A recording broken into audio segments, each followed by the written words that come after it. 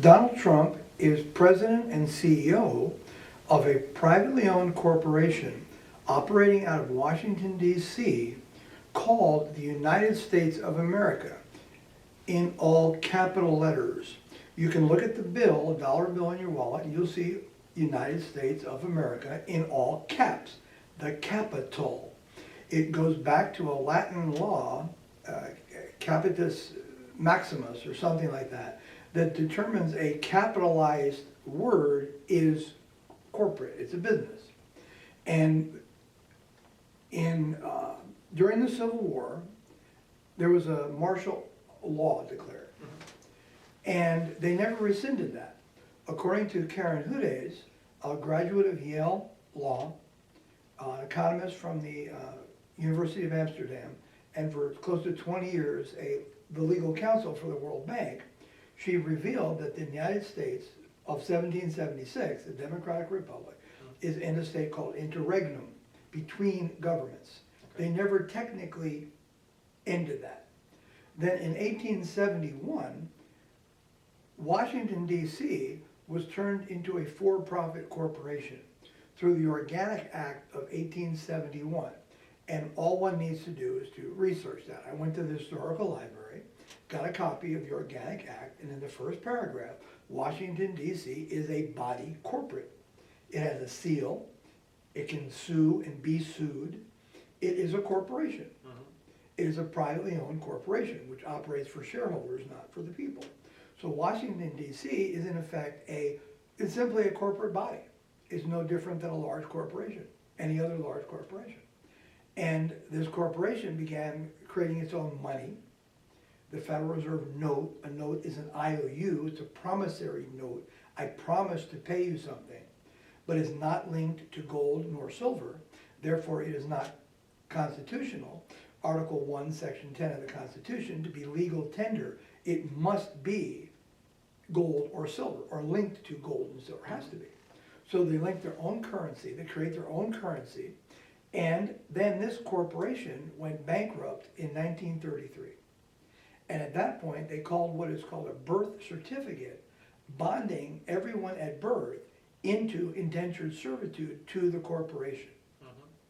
They sell your bond on through the International Monetary Fund and the World Bank. And don't believe me on this, look at your own birth certificate. There is a number on it. It may be 10 digits, it may be 6 digits, it's on there.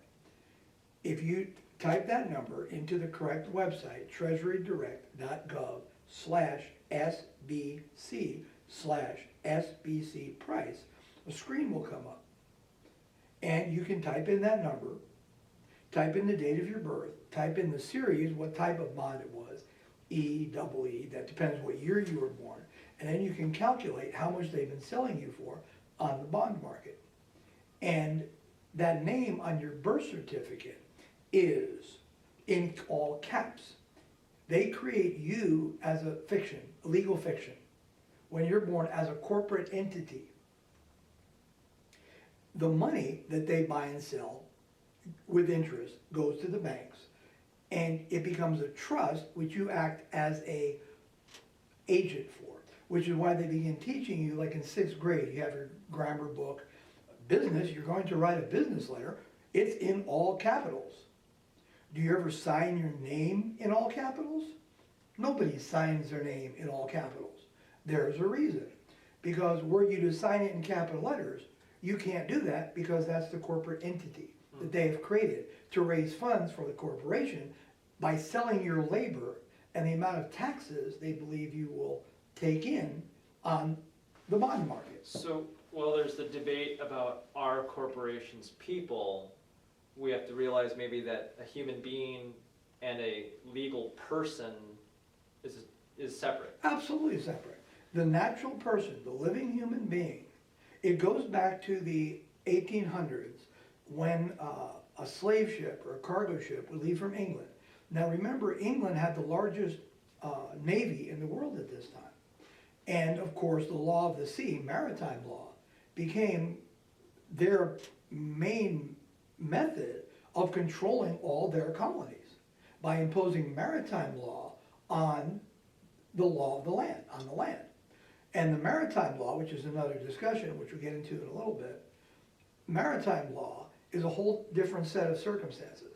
So the birth certificate, when the ship would leave England and go to somewhere, they didn't know they have slaves, and maybe they have some just people going on vacation. They don't know. When the ship came back, when the ship would pull into the berth, the captain would give a birth certificate to the slave owner or property holder on land, a certificate for the cargo, the people, the slaves. Or it might have been tea or something. But the certificate creates ownership.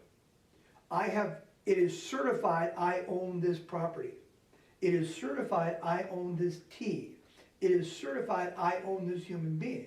So a birth certificate certifies you are owned. You are property. It's not about Barack Obama's birth certificate. It's about everyone's birth certificate. And there's a number on it. And when you type that in, you press it in, you click calculate, it shows you the amount. And this is linked on the back of the Social Security card. You type in the same number. You get the same denomination. They couldn't just say, we're going to sell people.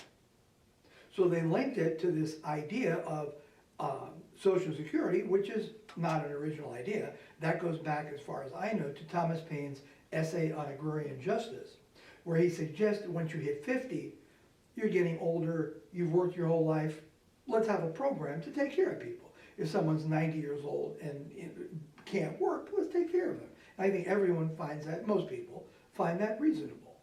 And so the idea, but they don't tell you that that bond is not used for that. They basically just pocket the money, which is why they need to audit the Federal Reserve. And also then the interest is unaccounted for. If you read the original Social Security Act, it mentions that there are special interests who receive the bonds. Who these people are, we don't know. Then they take money out of your paycheck, ostensibly that is paying for the system. So they're taking your money both ways. Mm-hmm. The bottom line is this is all done through this private corporation called the United States of America in capital letters. And if you Google that, companies in Scotland, you will find the United States of America Company, or the United States of America Limited, and the address of the White House, comma, in Lothian somewhere, I can't remember exactly, Edinburgh, which I suspect, I could be completely wrong, I suspect maybe that's why the CEO of the corporation plays golf there a lot, because it's where the business is run. Now this means, to go back to the point, and then I'll conclude, thank you for being polite and listening to rambling, but it's not something that can be tweeted. Yeah. It's not something that can be understood with a sound bite. Yeah. To make the long story short here, this corporation, ever since it was created in 1871, has held elections for president of the corporation. And the current election between Donald Trump, who won, and Hillary Clinton, who did not, was simply for president and CEO of that corporate entity. No one was running for the office of president of the Democratic Republic, founded in 1776, which has been in interregnum. Well, I said, well, I'll run for this office. So I announced my candidacy. No one paid any attention, but I can't control that. If the media wants to pay attention to I can't control that. And the Constitution saying you only have to be 36 years old, live in the state that you reside in, or a natural born, I meet all those qualifications. I said, I'm running, nobody paid any attention the day of the election. I voted, I won by unanimous acclamation, and therefore, logically, I am president of the Democratic Republic of lowercase letters, United States of America, capital letters, which was the original wording on the Constitution, all that. Or at best case, capital U, lowercase, lowercase, capital S, lowercase, lowercase, and America. But the all caps name that you see on the Federal Reserve note is the identification of the corporation. Any mortgage payment you get, any your driver's license, anything has a capital, all caps, because it's all part of that corporation, and it's billing you or controlling you as a legal fiction as an employee of that corporation. It's no different than the mines in Colorado in 1800. When you went to Colorado in 1800, there's no government out there. You're in the middle of the West. So a company, a mining company, would set up a store. They'd set up a business. Somebody come into work. I need work. I want to work. Okay, you can work, but there's a caveat. You have to use our company money, which is why there was a song, Jimmy Dean, I think. The line, "I owe my soul to the company," Big John. "I owe my soul to the company stole. I owe my soul to the company store." You had to use the company money. You had to shop in the company store. You were an employee, but in effect you were property of the corporation, of the company. You had to drink their beer. You had to drink their beer. Smoke Right. their tobacco. Right, and smoke their tobacco. And basically, what I'm calling the situation that the people who voted for the corporate CEO, Donald Trump, are I call it slavery 2.0. You're not really a slave in the sense that there's chains on your arms physically, but it is a form of it, slavery at worst, indentured servitude at best.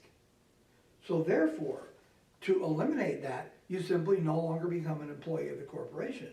And it's, there you go, QED, quod erat demonstratum, thus it is proven. There you go. So, second point for our video today, court system, maritime law, maybe, explaining at some level, straw man, so forth. But start with, for someone who's never heard of maritime law before, what is maritime law? What does it have to do with our courts? Maritime law, you understand it. I first became aware of it when I was in high school. I worked on a boat in Miami going to Jamaica. And we go out to the sea, and we go to the islands, and we go to Ochos Rios, and we go around. And I learned from the captain that the biggest fleet in the world is not the United States or England, or who I would have thought. It was actually Libya. And I said, well, why is it Libya? That's absurd. It's a little country. Why do that? He said, but that's where they register all the boats, because the taxes are so low for the corporate, which I believe is why they wanted to get rid of Gaddafi. I don't know. I'm not. One of many reasons, probably. But. Yeah, but the biggest fleet in the world was registered under Libya, because out in the open sea, the law is completely different. There's a 12-mile, I believe, from any country in the world. There's international rulings that from the land, the bank, which goes back to the land, you put your money in a bank. You put currency in a bank. Currency. The current is on the sea. It's currency. You put it in the bank. Maritime law and the history of maritime law affects commerce. It's all about commerce. Because on land, each country had its own individual set of laws. France might have one set of laws, Scotland would have another, Portugal would have another, China would have another, but on the middle open sea, doesn't matter. So currently, I believe there's a 12-mile offshore, then there's another out to 20 miles where if you have the nation whose land that is, control, those laws are applied to the sea in that 32-mile area. I believe it could be 31, something like that. The lands of America would apply to that land offshore of America. The lands of Canada, offshore. But out in the ocean, it's up for grabs. Because who can say what's where, who's who and who's who? Because it's all completely up. So when they had England had these maritime laws, and they created these maritime laws to protect shipping, to protect the trade. So maritime laws, to my understanding, although I'm not an absolute expert on this by any means, to my understanding, only affect commerce. And they're all about commerce. So when someone, when you think about it, you think about a lot of the terms, like on a ship, you have a deck. Well, a deck of cards. And during the 1800s, the planks on the ship, the wooden boards, were called deals.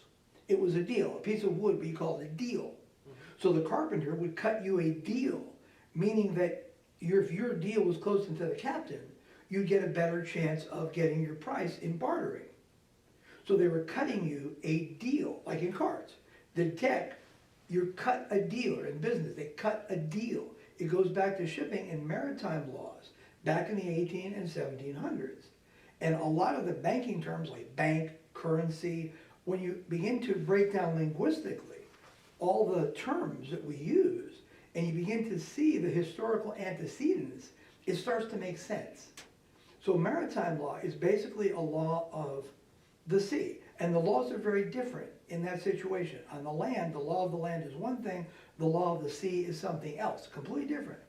And it seems as if the empire during the days of the sun will never set on the the British Empire or something, when they were in India, they imposed that system on the United States colonial government through Alexander Hamilton, which I think why. So we're talking 1800s. We're talking 1800s. Yeah, I don't know. I don't propose to know every, detail of maritime law. I don't. Yeah. But as far as I can understand it, that was what England did through all the colonies in India and in the American colonies, and because the colonies basically said to King George, we're tired of being in debt to your currency system. We want to be sovereign. We want to be free. And we're going to create our own currency. When England, we spoke about this last time, I think, created two currency acts, 1861, 1860 something, which is what caused, according to Franklin, the American Revolution. They said, no, you're not. We're going to create our own money. And England said, no, you're not. And then they tried to impose their currency, their maritime laws on the United States, creating their own court system, where the captain on the ship is the judge on maritime law. So in a court system, the judge plays the role of the captain on a ship, arbitrating two disputes between two different parties, just as a captain on a ship would out in the open sea. And so that's basically what maritime law is for a general overview, to my understanding. So basically, laws that were studied in the 1800s by England, a court system started by England, has basically come into the United States generations ago, and it's... Correct. What is an example? For instance, I've heard that when you go to court, you see an American flag with gold tassels around it. That apparently doesn't, it means that the court is swaying allegiance to maritime law or the British Empire in some way. I'm not familiar with the tassels, that I don't know. But I knew there's a process. When you go before the bench, you have to do it in a certain way. And they ask you, what is your name? And when you acknowledge that, my name is Joe Smith, you are acknowledging that you are part of this maritime law corporate entity. I'm not sure exactly the way. And also the legal person, which is you, not right, you as an individual. You acknowledge that you are acting as an agent for the so-called straw man. Here's your birth certificate. You are the actual human being. The name created in capital letters is the straw man or the corporate entity. When you walk into the court and you say, I am Joe Smith, you have acknowledged that you are Joe Smith, the agent of that corporation. And once you do that, you are no longer a sovereign natural human being. And this changes the whole dynamics of what the court can and cannot do. And in that situation, then, in some way, is it then that corporations actually are people because people are not humans, or people are not? No, they have linked it to. It's like I see it just as an intellectual gymnastic. I don't buy the corporations or people. It just, Colin Wilson, the English novelist, has a very interesting book called The Mind Parasites. I suggest people read it. It's a good book. It's fun too, it's a fun read.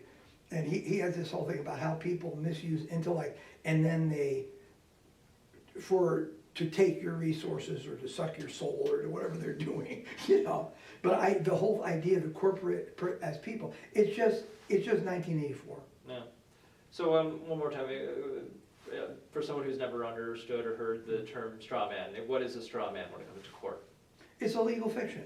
It's what, when you go to court, let's say, for example, pick a corporation of your choice. I don't know, Microsoft Corporation. Microsoft Corporation does not go to court. There are tens of thousands, hundreds, thousands of people that work for that corporation. They send an attorney who is an agent of the corporation. The agent acknowledges that by stating your name in the court that you are acting as an agent for that corporation. You are not that corporation. You are acting for it. Because basically for me, it comes down to, does it bleed or not? A corporation does not bleed. It's an abstraction. It's make-believe. It's the Easter Bunny. It's Santa Claus. It doesn't bleed. No, it's not real. Hello, Mitt Romney, not real. Take a pin and stick it in a corporation. Doesn't work. Take one, stick in your hand. Watch what happens. It's called reality. And we've been so mesmerized by the scam, which goes back before England. I mean, it goes back to the creation of the banking systems in Europe, the Rothschild banking system, the Warburgs, the Medicis, which go back historically to the Bedouin traders who had moved through the Middle East and across the Silk Road from China, and goes back to Bedouin gold cartels who were running gold, and then they began equating gold with a deity by setting up the Sumerian Empire. If you want to see a really amazing picture, Google Narhem Sin, S-I-N. He's this guy, he's got big bull horns, and he's got a spear. He's this wild looking guy from the Sumerian Empire. I think he was the original God of the Old Testament. The God, sin, you have sinned against God. Well, who was this guy? He was a Sumerian, and there was a line of Sumerian god kings who sort of broke away from the Zoroastrian religion and declared themselves gods. And they were running gold from Turkey down the Tigris and Euphrates to the land of Ur, U-R. And it goes through Babylon, all the biblical places, to Ur, U-R, where Abraham was from. So this is just speculation, just theory. I wasn't there. Based on having read the entire Bible and having read the entire Quran and having researched all this, I think it's based on some sense of analytical integrity. I believe that this gold cartel came down and got this guy, Abraham, and in his mind, Naram Sin was a god, to establish a trading route over to the Mediterranean. And they established gold trading posts, which were little tents, which were also worshiping temples of the god Sin. And then these temples, over time, moved over to the Mediterranean. They were promised land in exchange for which they never got, which explains why everybody's still ticked off about it. And I think, I've researched it pretty in depth. I think I'm correct, but I try to keep enough scientific objectivity that maybe I'm wrong. And this led to the creation during the Bar Kokhba revolt of the creation of legal fiction, when the Babylonian captivity was moved back to across to Babylon. King Solomon's temple sacked. Then they moved all the gold back to the Bedouins. And then this created this whole intricate banking system based on a legal fiction. Rabbi Hillel created the idea, historically, he's given credit for that, of creating a legal fiction. And originally the intent seemed to be positive, to give people a relief from debt, which is why every 7 years in the Bible, you're granted a relief from debt. Your debts are forgiven. But this created this whole intricate, convoluted currencies linking gold, money, somewhat lack of heart, lack of integrity. And that moved into the middle, which created various cartels now split. You had the original Bedouin cartel that came down from Turkey. That split off to Rome during the time of Jesus, creating the Roman banks and the Medicis and all those banking families. Then the other one went further north, up into the Middle East, creating another gold operation And then the other one moved into Europe, eventually creating the France, Germany, and all the European countries. And it all comes out of Switzerland, which is where, if you notice today, all the banks, Basel, Switzerland, they all come in Switzerland. Why is that? Because the gold is heavy. Carrying gold by camel or caravan, time consuming, but Switzerland is the mouth of the Danube. It's where the Danube begins. And and when the snow, the Swiss Alps. So they would take the gold up the Alps, and then they could take it down to Europe on ships. So hence, gold now moved from being a land-based phenomena to a shipping phenomena, because it moved from the top of the Alps down the ships into Europe, and then moved over into Europe when the Romans invaded Britain. And they moved a lot of that system, and the Germanic tribes moved that into Europe. Then England adopted that system of currency and legal fictions, and that gold, well, we don't have much, so let's make something up, pretty much. Now this is an interesting point, that Karen Hudes, who I found to be very incredible, the woman from Yale, the World Banking, I found her to be 80%, pretty credible. What were we talking about? The gold currency, oh man, that was a good one. England, well, it slipped my mind. But anyway, it goes back to the creation, oh, I know what it's about. She contends, and because this woman was an attorney for 20 years, legal counsel for the World Bank, one has to give her some credibility on this. She contends there's a gold facility somewhere in the Philippines or somewhere that has trillions and trillions and trillions of dollars in gold that is actually due the people of the United States and the people. But they don't want you to know that. And so this gold, because oftentimes, because people would only accept things of value, gold, pelts, fur, and if you didn't have that, and you were a con artist, you had to create some sort of scam, pretty much. And I think that's sort of what happened. And we become to believe, it's like the emperor's new, we become to accept the scam as the reality. Whereas the reality is what's value? Something tangible, gold, fur, boots, whatever. If you believe the myth, when reality hits, I think you have problems. So I think what we're talking about here with maritime law is a somewhat spurious, fictional reality that has been imposed on a concrete reality of people and land and real bodies. The slave in chains on the slaving boat, he didn't give a damn about a certificate, an abstraction. The reality was he was in chains on the boat. But we have empowered the abstraction to the point where it is create just such immense suffering, in my view, for the actual tangible reality. That's my view. That's a pretty good point to end on, I think.